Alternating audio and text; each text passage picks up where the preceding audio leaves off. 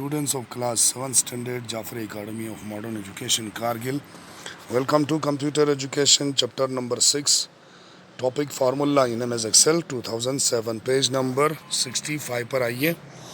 तो कल हमने इसी टॉपिक पर बहस की थी, उसमें फार्मूला के बारे में पढ़ा, numeric formula, operators in MS Excel और अर्थमेटिक ऑपरेटर्स के बारे में हमने पढ़ा था। आज हमें रिलेशनल ऑपरेटर्स से आगे पढ़ना है। Relational operators are used to compare two values. दो वैल्यूज़ को कंपेयर करने के लिए, मवाजना करने के लिए आप रिलेशनल ऑपरेटर को इस्तेमाल करते हैं। दे फ्रॉम रिलेशनल एक्सप्रेशन, ये रिलेशनल एक्सप्रेशन की शक्ल में आते हैं। These operators always gives output in the form of a single value, true और फॉल्स। ये आपको हमेशा ये जवाब दे देते हैं या आपको रिजल्ट दे देते हैं कि उसका सिंगल वैल्यूज़ में या तो वो सही होते हैं या तो वो गलत होते हैं। Relational operators in MS Excel क्या होते हैं? देखो, ऑपरेटर इज इक्वल टू है तो रिप्रेजेंट करेंगे इज इक्वल टू को। और example B2 is equal to A1। B2 में जो कुछ है वो A1 के बराबर है, यानी कि जो सेल है, सेल का नाम यहाँ पर B2 और सेल एड्रेस दूसरा है A1। इसी के साथ नीचे आपको ऑपरेटर है not equal to, C4 not equal to B4, ये आपको इस तरह से लिखना है।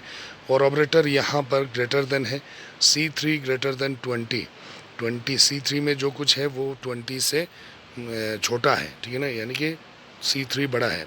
फिर इसके बाद ऑपरेटर है यहाँ पर less than, B6 less than 100। ये इसके बाद ऑपरेटर है ग्रेटर देन और इज इक्वल टू, या उससे बड़ा है या तो बराबर है। इसके बाद है नीचे आपको ऑपरेटर वहाँ पर लेस देन और इक्वल टू, या वो उससे कम है या उसके बराबर में है। A5 इज लेस देन और इक्वल टू 6। इसके बाद नीचे आपको कहते हैं फैक्ट्स टू नो में you can use the mouse to move a window. एक विंडो को आप हरकत दे सकते हैं, एक जगह से दूसरे जगह ले सकते हैं माउस को इस्तेमाल करके। Simply hold the windows from the title bar and drag it to a new place. आप वहाँ पर उस विंडो के टाइटल बार को माउस के साथ लेफ़्ट माउस बटन दबाकर दूसरे जगह पर खींच के ले जाओ तो आपका विंडो जो है वो दूसरे जगह पर वहाँ पर मूव हो जाएगा। फिर इसके बाद आपको है पेज नंबर 65 पर लॉजिकल ऑपरेटर्स, यानी कि मंतिकी जो ऑपरेटर्स होते हैं उसमें क्या है, यहाँ पर logical operators are used to compare between two और मोर रिलेशनल एक्सप्रेशन। यहाँ पर दो से ज़्यादा जो रिलेशनल एक्सप्रेशंस होते हैं उसको कंपेयर करने के लिए आप लॉजिकल ऑपरेटर्स इस्तेमाल करते हैं। These operators also give a single output, यहाँ पर भी सिंगल आउटपुट आपको दे देते हैं, ट्रू और फॉल्स। ट्रू और फॉल्स में आपको आंसर दे देंगे। जैसे कि यहाँ पर है लॉजिकल ऑपरेटर इन MS Excel में नॉट, एंड, और, ये होंगे लॉजिकल ऑपरेटर्स MS Excel में। Rules for writing formula in MS Excel। MS Excel में फार्मूला लिखने का जो कायदा है वो क्या है, ये है। Number 1, every formula in MS Excel must begin with an is equal to sign. हर फार्मूला जो है MS Excel में आपको इज इक्वल टू साइन लगाना है सबसे पहले शुरुआत में, फिर उसके बाद फार्मूला आपको डालना है। इसके बाद दूसरा है arithmetic operator should be used for opening and on numbers और डाटा। अर्थमेटिक ऑपरेटर्स जो है आपको इस्तेमाल करना है वहाँ पर ऑपरेटिंग नंबर को और या डाटा के अंदर। तीसरा है आपको the data can be a cell address also. Data को आप सेल एड्रेस में आपको वहाँ पर रखना है। डाटा जो है या डाटा डालेंगे या तो आप डाटा को सेल एड्रेस में भी डाल सकते हैं। इसके बाद है examples of some logical valid data in MS Excel।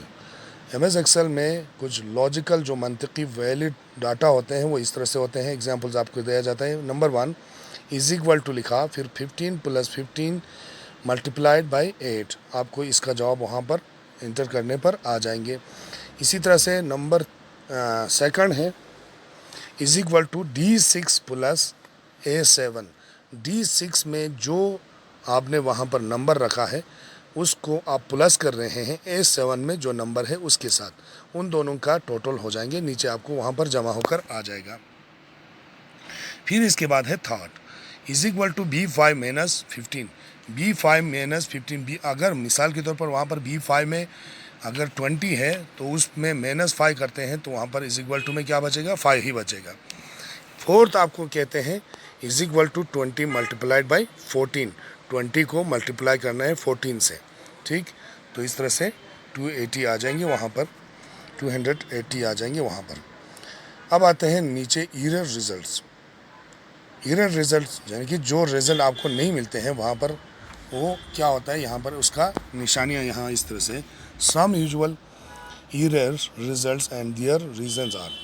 अगर आपको कुछ रिज़ल्ट में ख़राबी आता है तो वो इसलिए आता है क्योंकि यहाँ पर ये है, देखो पहले अगर 4 हैश वहाँ पर आ जाते हैं आपके सेल के अंदर, तो इसका मतलब है this column is not wide enough to display the number उस सेल से भी ज़्यादा हो चुका है, उस सेल को आपको बढ़ाना पड़ेगा, उस सेल की जो लंबाई है, चौड़ाई है, वो कम हो गया है, उसकी चौड़ाई को बढ़ाना पड़ेगा। फिर इसके बाद है हाश div/0, ये हो गया, इसका मतलब है division by zero, zero is an invalid operations. आपको वहाँ पर ज़ीरो के साथ आपने वहाँ पर डिवाइड किया है, इसलिए आप उसको डिवाइड नहीं कर सकते हैं, ये इनवैलिड ऑपरेटर्स है, आपको ज़ीरो के साथ डिवाइड नहीं होगा। इसके बाद हश वैल्यू लिखा है, in an invalid operations has been applied in the formula में आपने कहीं पर गलती की है, वो वैलिड आपको ऑपरेशन आपका नहीं है। इसके बाद है hash n/a, data is not available, उसका डाटा वहाँ पर मौजूद नहीं है। ये आपको वहाँ पर एरर रूल्स में आते हैं। इसके बाद